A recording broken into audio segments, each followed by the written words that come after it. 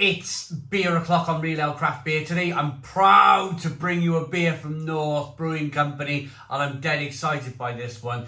This is by North Brewing Company, and this is their double transmission. It's an 8% ABV, double IPA in a 440 milliliter can. Now lots of people like transmission. I think it's their regular IPA from North Brewing Company. I've never tried the double version. I'm super excited to try the double version. So without further ado, let's get this double IPA out into a glass and see what we get. North Brewing Company, based out of Leeds, Yorkshire. Nice bit of smoke on the can opening, beer in the glass. Oh, look at this.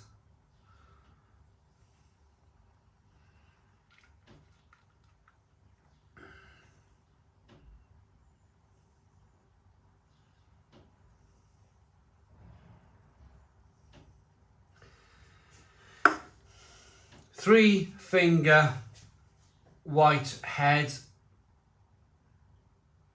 Lovely, lovely colour to it. Amber in colour. What's really impressed me is, have a look at the sediment in the bottom of the can. Well, what I'll do, I'll drink some of the beer first, because I'm going to tip it all over myself if I start pouring beer towards me to show you the bottom. But I can tell you this, there's some lovely sediment in the bottom of this glass of beer. Little bits of slow moving carbonation. It's not the most carbonated beer in the world, but it's a double IPA. It doesn't have to be. Nice fluffy white head. Let's get the aroma. It smells really dank. Really dank. This reminds me of course, this style of beer came from America. The double IPA came from America. It was kind of... IPA, of course, came from the UK originally, but double IPAs and New England IPAs and all these different things come from America. They're definitely an American style of beer. And what I love about American double IPA is they can catch you out. You can kind of stand in front of this beer and whirl it round and then get your nose in. And you can be like, there's not really that much going on. And the term for that is dank. It's kind of like all kind of sucked into the juice, all sucked into the liquid. It's not kind of like giving off a massive kind of aroma. At least that's what I think. That's what the word kind of dank means for me.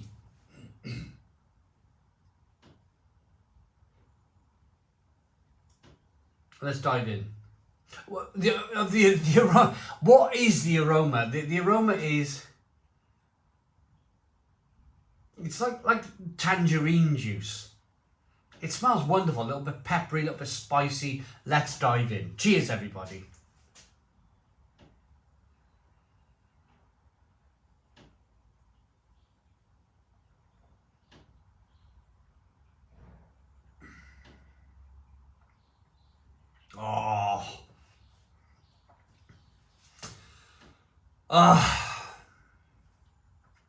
Close my eyes, put a smile on my face, generally face towards the camera in a rather relaxed mood.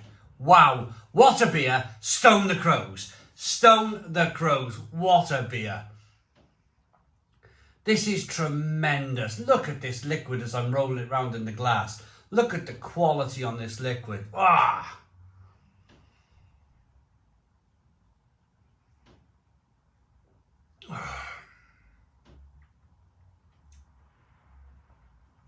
It reminds me of Sierra Nevada's Torpedo. That kind of... I love the fact that there's bitterness there. A lot of IPA brewers these days, or a lot of breweries in general, are kind of heading towards kind of like not putting bitterness in their beer. They're putting a lot of the kind of the hops in the fermenter. I think, unless North have put a ton of hops in the fermenter here, and there's been a little bit of a kind of a lifting of the bitterness. But I would like to think that North put a little bit of the hops in the boil just to bring up the bitterness a little bit, because this has this lovely, fantastic bitter finish to it. It really does. It's a little bit sweet to begin with. It's lovely and bitter on the back end. It's not overly bitter. I don't want to put you off. It's not like a 70 or an 80 IBU double IPA. It's definitely kind of leaning towards maybe 35, 40 IBUs, but that's very important. That's very important that there's at least some bitterness there to balance off that sweetness to begin with. It's a bit like a tightrope walker. You want him balanced, then you're a tightrope walker. Or a hang glider. You want your hang glider to be at least a little bit balanced, don't you? So you've got a little bit of sweetness over there, a little bit of bitterness over there, and everything is just working in conjunction with one another.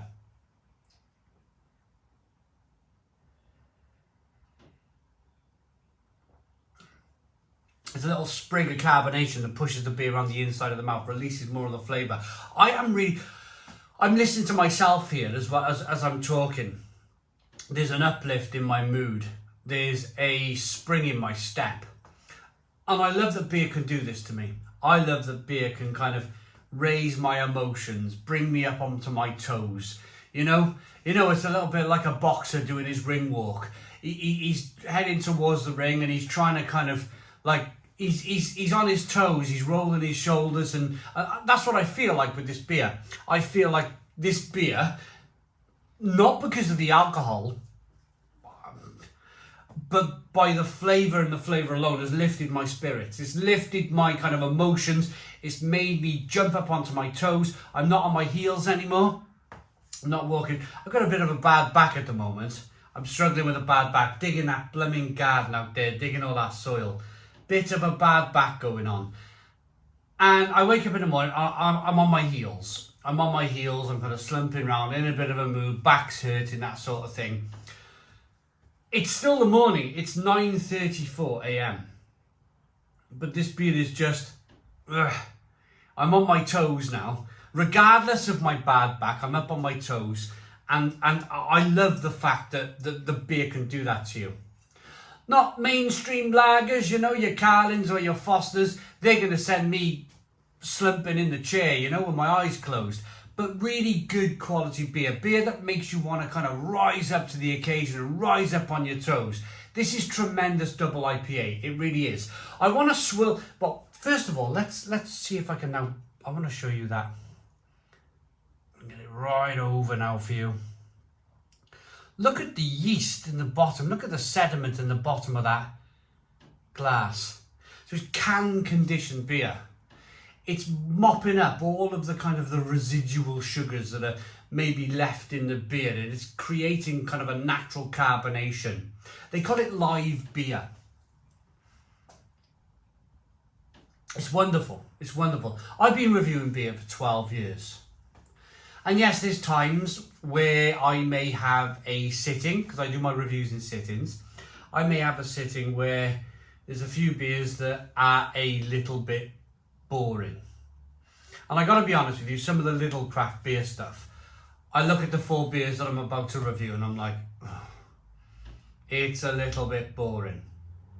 But like any great thing in life, any great kind of situation in life, there's always the rough with the smooth. And I see this as the smooth. I see this as this is what it's worth doing it for. This is what it's worth flicking that camera on, pressing record and showing you beers like this. Because beers like this count. They count because they're so blooming good.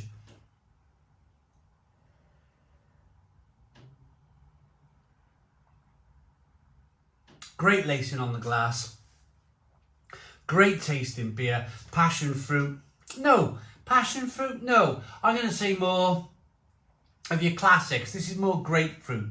Orange peel. Fleshy blood orange. When was the last time I said fleshy blood orange? There's a little bit of spicy pepperiness in it. There's a little bit of bitterness.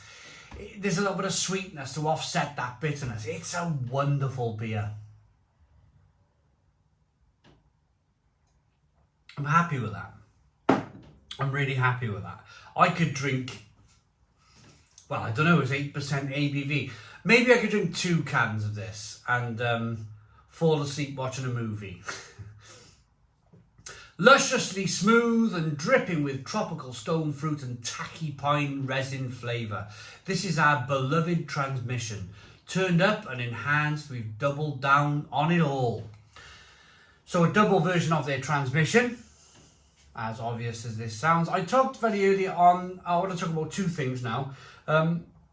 North Brewing Company, who they are, what they're about, how they started. And the other thing I wanted to talk about was IBU. So I started to talk about IBUs earlier on, where I said this is not 60 or 70 or 100 IBUs. This is more like 35 or 40 IBUs. What I meant by that was it's international bittering units. Your taste buds in your mouth will taste, and like any graph, 0 IBUs or 100 IBUs over here.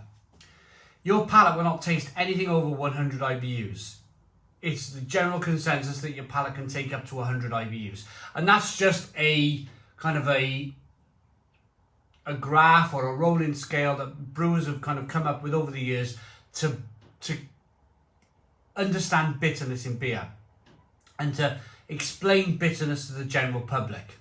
So if you're thinking 100 IBUs, really bitter, 0 IBUs, no bitterness at all, 35, 40, this is what this beer is sitting at. If you want to know more about IBUs, International Bittering Units, Google it, put it into Google, have a read yourself. Right, the other thing I wanted to talk about before I'm going to rate the beer first. I'm going to rate it first.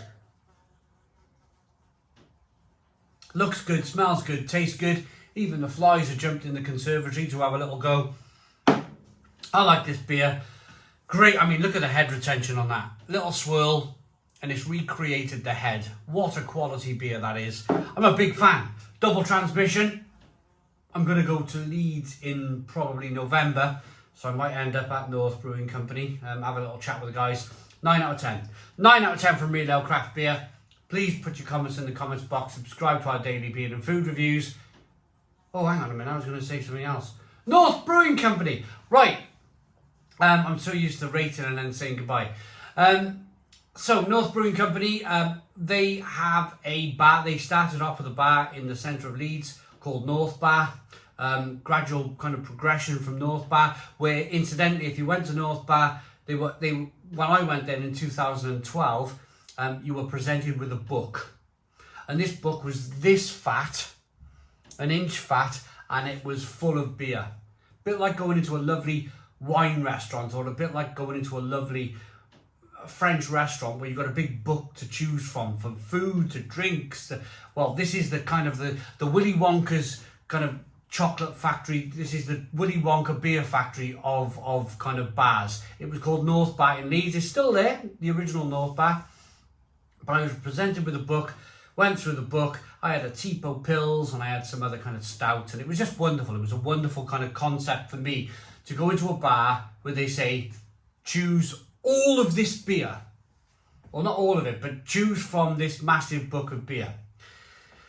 I had a wonderful time. So that's North and North Bar and North Brewing Company. So since 2012, they've opened a brewery, they've opened more bars, and they've got much more of a presence now in the UK beer scene. Which, of course, congratulations to North for that. Rating for that. I rated the beer. I'm giving it a 9 out of 10. Seems a bit hectic, this review. Please put your comments in the comments box. Subscribe to our daily beer and food reviews. Give us a big fat thumbs up. Boom! Cheers.